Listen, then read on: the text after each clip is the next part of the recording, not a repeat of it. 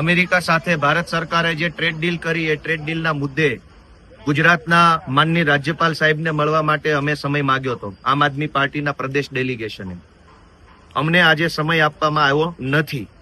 હમણાં જ તો સરકારે નક્કી કર્યું કે રાજ્યપાલ ભવનનું નામ બદલીને લોક ભવન કરવામાં આવ્યું, પણ માનસિકતા બદલાઈ નથી, ખાલી નામનું પાટિયું બદલાયું છે.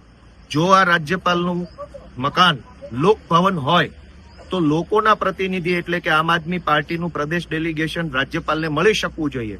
આજે એક વખત નહીં, અગાઉ 5 વખત રાજ્યપાલશ્રીનો અલગ અલગ મુદ્દા ઉપર સમય માંગ્યો, ત્યારે પણ અમને સમય આપવામાં આવતો નથી.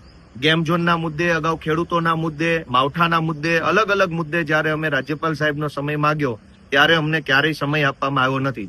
લોકભવનના પાટિયામારી જાહેરાતો કરવામાં આવી રહી છે, પણ માનસિકતા બદલાઈ નથી. માનસિકતા અંગ્રેજો ટાઈપની છે. આજે અમેરિકા સાથે ભારતની સરકારે જે ટ્રેડ ડીલ કરી છે એ ટ્રેડ ડીલ ગુજરાતના અને ભારત દેશના ખેડૂતો, પશુપાલકો અને નાના મધ્યમ વેપારીઓને જબરજસ્ત રીતે નુકસાન પહોંચાડવાની છે. માટે આ ટ્રેડ ડીલ રદ થાય એવી રજૂઆત કરવા માટે અમે આજે અહીંયા ગવર્નર હાઉસ એટલે કે કહેવાતા લોકભવન ખાતે આવ્યા હતા. અમેરિકા સાથે જે ટ્રેડ ડીલ ભારતે કરી છે એ ટ્રેડ ડીલ મુજબ હવે અમેરિકાથી સસ્તું દૂધ ભારતમાં આયાત થશે, તો ભારતના દૂધ ઉત્પાદન કરતા ખેડૂતોને જબરજસ્ત ફટકો પડવાનો છે. ભારતના દૂધ ઉત્પાદન કરતા ખેડૂતો ઓલરેડી તકલીફમાં છે. દૂધનો પૂરો ભાવ નથી મળતો, ખાણદાણ મોંઘા ભાવનું આવે છે, સંઘો દ્વારા પૂરતો નફો એટલે કે બોનસ નથી આપવામાં આવતું.